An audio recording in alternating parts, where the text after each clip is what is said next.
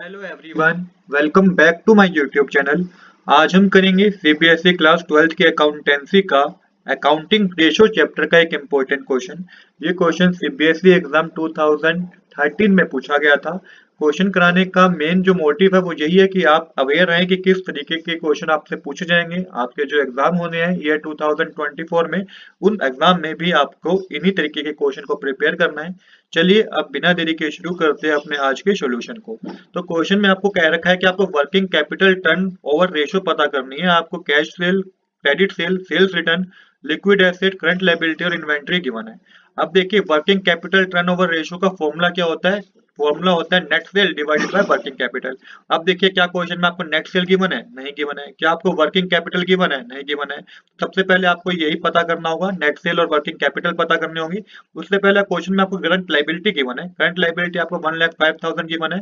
But working capital का जो formula होता है वो क्या होता है। वर्किंग कैपिटल का जो फॉर्मूला होता है वो होता है current asset minus current liability. Question में करंट एसेट भी नहीं गिवन है, तो सबसे पहले करंट एसेट पता करेंगे। तो करंट एसेट कैसे पता करेंगे। लिक्विड एसेट गिवन है क्वेश्चन में, प्लस कर दीजिए इन्वेंट्री। जब लिक्विड एसेट में हम इन्वेंट्री प्लस करते हैं तो बन जाते हैं करंट एसेट। तो 1,40,000 प्लस 90,000 करेंगे तो ये 2,30,000 होगा। ये करंट एसेट होता है। करंट लायबिलिटी क्वेश्चन में है 1,05,000 की। तो वर्किंग कैपिटल तो आप पता कर लेंगे, current asset minus current liability कर दीजिए।